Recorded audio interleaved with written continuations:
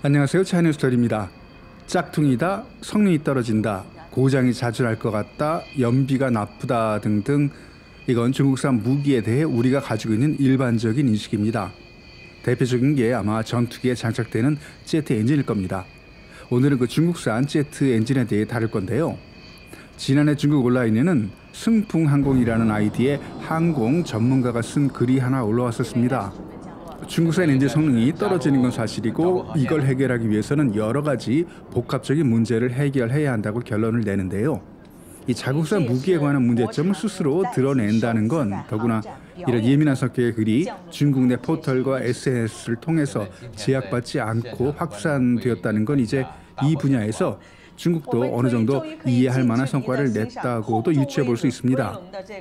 오늘은 중국의 제트 엔진 개발 역사 그리고 중국산 엔진의 성능이 떨어지는 이유에 관해서 승풍항공의 글을 인용해서 이야기해 보려고 합니다. 함께 하시죠.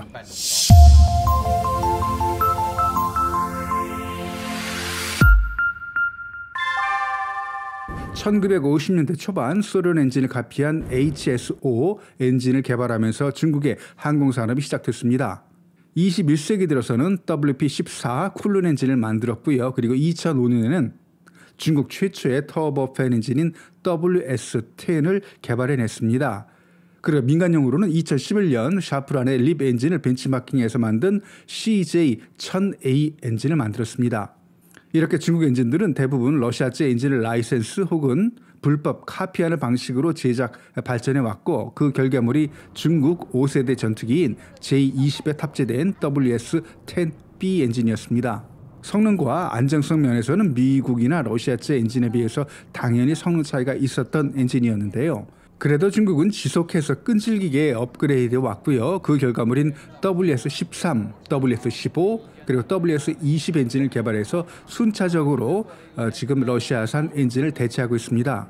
이렇게 군용 엔진들은 어느 정도 성과를 내는 중국이지만 민수용 엔진 분야에서는 경쟁력이 아직 없습니다.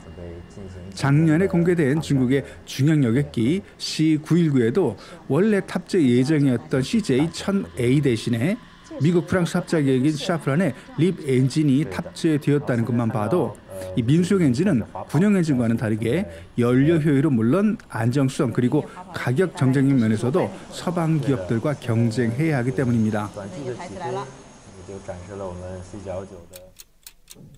제트 엔진의 작동 원리를 간단히 알아보면요. 먼저 팬을 돌려서 공기가 들어와 압축되고 이 압축된 공기에 연료가 연소되면서 이때 발생한 높은 온도 고압의 가스가 터빈 플레이드를 회전시켜 추력을 발생시키는 구조입니다. 엔진 내부는 섭씨 1700도 이상 고온의 분당 수만 RPM의 회전 속도로 작동합니다. 이렇게 극악한 조건에서 안정적인 성능의 항공 엔진을 개발하기 위해서는 기계, 재료, 전자, 화학 등 국가산업 전반의 첨단 기술들이 필요합니다. 예를 들어 고온 소재 개발은 엔진 내구성 그리고 성능에 큰 영향을 미치고 정밀 전자부품은 자동화 제어기기 등을 향상시키는 데 중요합니다. 여기에 제트 엔진은 고속 회전으로 작동하는 방식이라 진동과 음향 문제도 고려해야 합니다. 오늘 영상 초반부에 언급한 중국 엔진의 문제가 단지 부품 소재 때문일까라는 글에서는 우리와 관점이 다른 부분도 있지만 중국인이 자국산 엔진의 문제점을 일반인도 이해하기 쉬운 수준으로 분석에 흥미가 있었는데요. 중국인의 관점에서 중국산 엔진의 성능 부족 문제를 어떻게 보는지 알아보겠습니다. 제트 엔진 개발은 국가의 산업 기술력뿐만 아니라 경제적인 능력도 중요합니다. 미국의 F-22 전투기에 탑재된 프렛 앤 휘트니의 F-119 엔진의 예만 봐도 초기 개발부터 생산까지 20년 정도 걸렸습니다. 미국은 지난 50년간 항공 엔진의 개발과 관련돼서 사전 연구 비용만으로도 1000억 달러 이상을 투자했습니다. 참고로 제트 엔진의 수명은 미국산 엔진들이 대략 12,000시간, 러시아 엔진은 4,000시간 정도, 그리고 중국 엔진의 경우 초창기에는 수백 시간에서 발전해서 1000시간을 넘었지만 최근 들어서는 러시아와 비슷한 4,000시간까지 끌어올렸다고 합니다. 중국의 제트 엔진이 미국보다 20년 뒤쳐져 있다고 하는 것은 미국과 러시아의 엔진 개발 속도를 고려한 겁니다. 일반적으로 제트 엔진 내부 온도가 10도 상승할 때마다 엔진 추력은 1% 증가한다고 하는데요. 세계 최고의 엔진 업체라고 해도 엔진 내부 온도를 연간 평균 10도 정도 올리는 게 한계치라고 합니다. 그런 기준으로 중국산 엔진과 미국산 엔진의 내부 온도를 비교해보면 200도 정도 차이가 있고, 이런 데이터를 기준으로 중국이 미국에 비해 20년 뒤처졌다는 말이 나왔습니다. 1974년 중국 공군의 J6 전투기가 3번이나 추락하는 사고가 있었습니다. 원인은 전투기 엔진에 카드뮴 도금이 되어 있는 부품이 깨지면서 엔진 고장을 일으켰기 때문인데요. 이 사고 이후 사람들은 재료가 좋지 않기 때문에 중국 엔진의 성능이 나쁘다라고 결론을 내렸는데, 물론 재료도 엔진의 성능을 결정하는 중요한 요인으로 언뜻 보기에 타당해 보이는 주장이지만 근본적인 문제는 아닙니다. 일반적으로 중국 엔진의 단점은 수명이 짧고 고장률이 높다는 인식인데요. 고장의 직접적인 원인은 엔진 베어링에 엄청난 부하가 걸리면서 부품 파손이나 크랙이 발생하는 것이고, 외부 하중, 충격, 진동을 견디지 못해 발생하게 된 겁니다. 그동안 중국에서는 엔진 소재의 문제 때문에 이런 사고가 발생한다고 생각해 왔습니다. 중국은 현재 엔진 제조에 필요한 다양한 소재를 생산하고 있지만 기술적으로는 아직 선진국과 큰 차이가 있습니다. 니켈 계합금은 여전히 고출력 엔진을 개발하는 필수적인 소재지만 중국은 대부분 수입에 의존하고 있고, 중국에서 생산한 니켈계 재료는 국제 규격을 통과하지 못한 수준입니다. 이렇게 엔진의 재료 문제도 있지만 좀 더 세밀하게 관찰하면 설계의 데이터, 엔진 개발의 장비, 설계 제조 협업 등 복합적인 원인이 섞여 있습니다. 특히 엔진을 설계할 때 엔진 설계자는 엔진의 작동 조건에 따라서 엔진 부품 재료의 기계적 성능 데이터와 산화 부식 성능 데이터, 밀도, 열 전도율, 열 팽창 계수 등 다양한 데이터를 참고한 후 소재를 선택해야 합니다.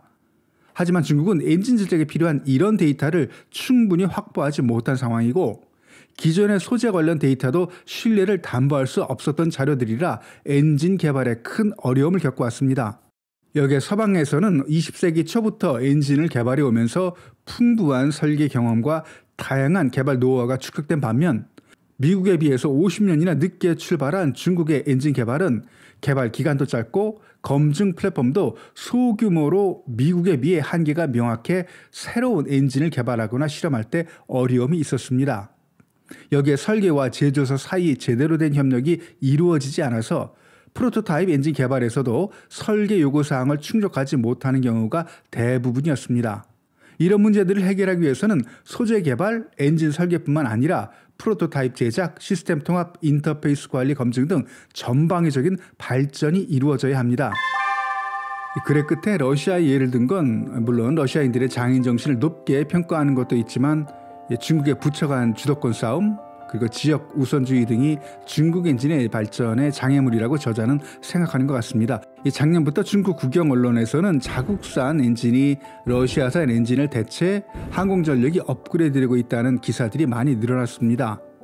이 글뿐만 아니라 다른 중국 항공 전문가들의 글을 봐도 항공 엔진은 설계도만으로는 원하는 성능이 엔진이 만들어지지 않고 소재 개발, 축적된 운영 데이터 등 국가 산업 전반의 경쟁력이 뒷받침돼야 우수한 엔진이 나오고, 그것도 오랜 시간이 걸린다고 합니다. 지난 수십 년간 중국의 군용기들은 러시아산 엔진이나 떨어지는 성능의 자국산 엔진을 장착하고 운영돼 왔습니다. 그 수십 년간의 노력이 결과를 하나 둘씩 내는 것 같고요. 이런 결과가 우리 입장에서는 그렇게 좋은 뉴스로만은 사실 들리지는 않습니다. 오늘 영상은 여기까지고요. 영상이 유익했다면 좋아요, 구독 부탁드립니다. 댓글은 영상을 만드는 데 큰 도움이 됩니다. 다음 영상에서 뵙겠습니다.